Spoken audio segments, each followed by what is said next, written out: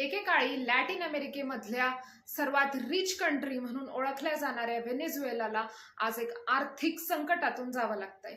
Hyper इन्फ्लेशनमुळे, बेरोजगारी, अन्नधान्याची कमतरता, औषधांची कमतरतामुळे खूप जास्त मायग्रेशन हे देशाबाहेर होत आहे। तर व्हेनेझुएलावर हे आर्थिक संकट का ओढवलं, कसं ओढवलं आणि त्याचे परिणाम काय आहेत हे आपण ह्या व्हिडिओमध्ये जाणून घेऊया। This is Shriya Mane and stay tune to my channel.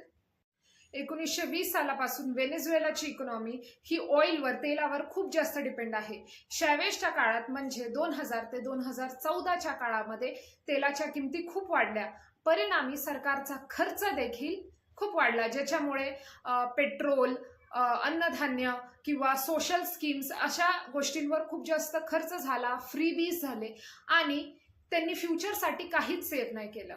जेव्हा ऑइल प्राइसचा क्रॅश झाला, इकॉनॉमी डाऊन झाली, त्यावेळेस मात्र मग व्हेनेझुएलाला खूप मोठा शॉक लागला। 2014 मध्ये जेव्हा तेलाचे दर कोसळले, तेव्हा इन्स्टेड ऑफ अडॉप्टिंग त्यांनी पैसे छापायला सुरुवात केली। परिणामी हायपर इन्फ्लेशन, ज्यामुळे लोकांचे सेव्हिंग्ज, इन्व्हेस्टमेंट्स, इन्कम सगळं झिरो झालं। 2019 मध्ये तर 10 मिलियन टक्के इतकी त्यांची महागाई झाली।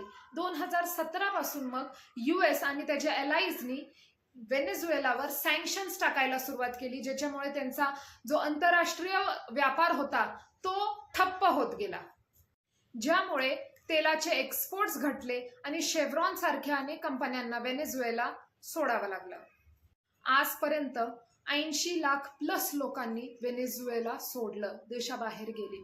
कारण काय तर तेच, बेसिक गुड्स नाहीत, ॲम्युनिटीज नाही, हॉस्पिटल्स बंद, उपासमारी आणि ह्या सगळ्यामुळे टेम्पररी रिलीफ म्हणून मग सरकारने काय केलं की डॉलर हे करन्सी वापरायला, चलनामध्ये आणायला सुरुवात केली।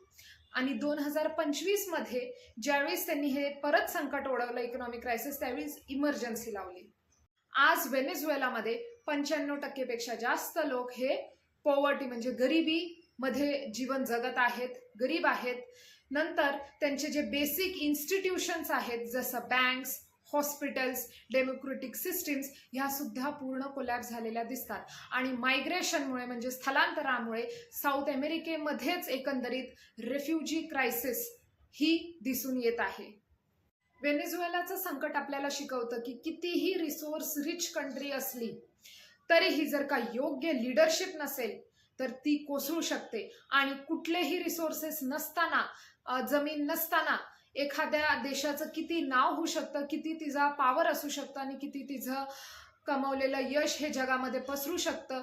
जसं सिंगापूर आणि इतर छोटे देश हे आपल्याला सांगतात की आपण ज्या लोकांना, लोकप्रतिनिधींना आपण निवडून देतो, त्यामुळे देशाचं भवितव्य कसं ठरतं।